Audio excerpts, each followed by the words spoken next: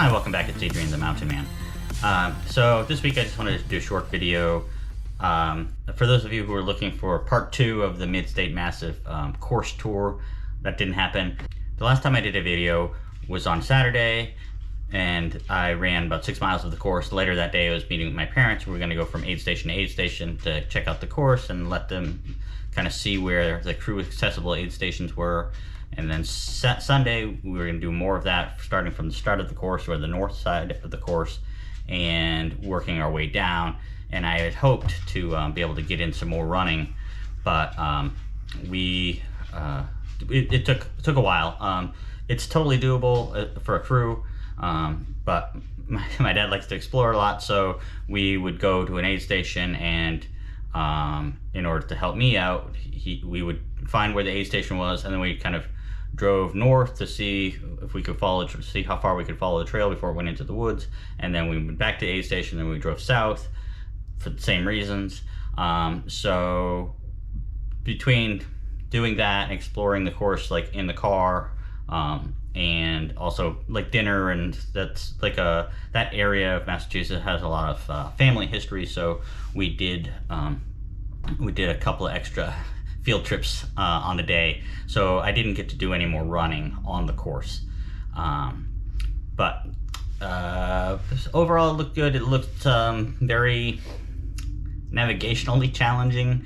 Some of the trail markers, the blazes are pretty faded, and then there's the road sections, and sometimes when you're on the road section, the blaze is like on the ground, like on the asphalt. Sometimes it's on the like the guardrails, sometimes it's on telephone poles, and so you just really have to pay attention. And I think that obviously running the 100 miles is going to be very difficult, but I think the biggest challenge is going to be the navigation, especially at night. These blazes they're yellow triangles painted on trees. Some of them are very old. None of them, maybe a couple of them, but maybe a couple, meaning 2 that I saw, had reflectors. Everything else was just old yellow paint. And just to remind everyone, the Midstate Massive is Columbus Day weekend in New England. That means all the foliage is out, which means half the leaves are probably going to be yellow as well. So I think that's just going to add to the difficulty in following the blazes and staying on the course. But you can download the GPX file to your watch. They have the RaceJoy app that is mandatory that you carry your phone, and you have the RaceJoy app open. And apparently, if you go off course, that RaceJoy app will send you a notification that you've gone off course. So hoping to not have to rely on those little notifications, but they are there if I need them. The other thing I wanted to go over, if you've been following the channel, you know that I struggle running in the heat. So that's kind of led into struggling with some YouTube content, because I am essentially running on the treadmill every day. This week it's gonna be 96, 97, 98, 100 degrees. Obviously the lows are lower than that, but the lows here in Durham, North Carolina are mid 70s, and the humidity is like 98%. So as soon as you walk out the door, you need to change your clothes because it's sweaty. And that's the part that I don't like about heat is not great, but the humidity, that's what I really suffer in. And so I am trying to get back out there on one of my long run days, either Saturday or Sunday, but I just haven't got up the motivation to get out there and do that. So but I am doing my training's ramping up. It's a little slower than it should be. Last week I had 45 miles. I was trying to get at least 50, but I ran 18 miles on the treadmill on Saturday, and Sunday at the end of that run, I started to have some shin pain on my right shin. And so Sunday I started off, and I ended up running 7 miles, and I was feeling it a little bit, and I just didn't want to push it too fast too soon. So this week I'm hoping to be closer to 55 to 60 miles. I'm also, this training cycle, I'm trying to be more consistent from a standpoint of not taking, last time I took Mondays and Fridays off, and Tuesday, Wednesday, Thursday I would run, Saturday, Sunday I would run. This time around I'm trying to run a little bit every day. Tuesdays I'm still doing speed work, and so far that's just essentially been 2-mile warm-up, 6 800-meter repeats at just under 7-minute pace with a 400-meter rest in between, jog in between, and then like a cool down. So Tuesday's total miles is about 7.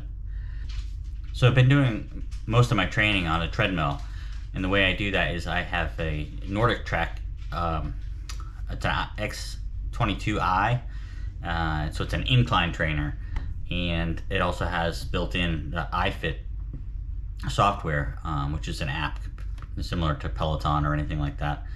And part of what you can do with that is there's Google Maps built in, and you can select a course, like basically go into Google Map and pick where you want to run.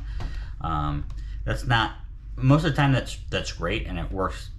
It's really amazing. That's what I did for Umstead. I just put in the course, but the issue that you might run into is, especially for like the Midstate Massive, they only have some of the trails. They don't have all of the trails.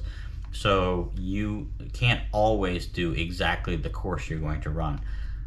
For the Midstate Massive, I've got 2 sections already that I've programmed in, and they're basically close to the course. There are a couple of sections that are road sections instead of trail sections, just to get to the next road section, because the actual trail wasn't available. But it's close enough. It's pretty close, and so that's what I do. I did that for the Umstead 100. Fortunately for Umstead, all the trails in Umstead were on there, at least all the fire road trails. I'm not sure about all the single track, but there wasn't any single track in the Umstead 100. So that's what I do. I essentially do that for any day that I don't have an actual workout. So when I'm doing the repeat 800s that I mentioned, I just program that in. I just start. And the other good thing is that you run a workout once, and then the system remembers it. So I start my easy pace, whatever that is, my warm-up pace. Then I do my 6 by 800 meters at 6:58 pace, and with the 400-meter rest in between, or jog in between, and then my cool down. And then the next time I just go to that workout and I can just start it. So if anybody wants to know more about that, let me know. So hopefully I'll be getting outside more often, and I can have some more content for you, different trails around the area.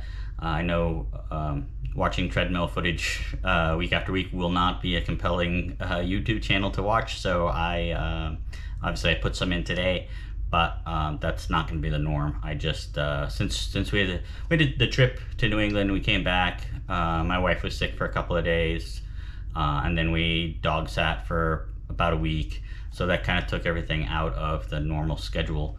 But starting this week, we should be back to normal and ramping up this training. I hope everybody else's training is going well, and get your sights set on a race that's coming up, hopefully in the fall. But if you're in the summer, more power to you. If you're in a cooler area, that's great too. All right, thank you so much for tuning in, and if you give me a like or a thumbs up, subscribe would be amazing, and I will talk to you next time. Thank you.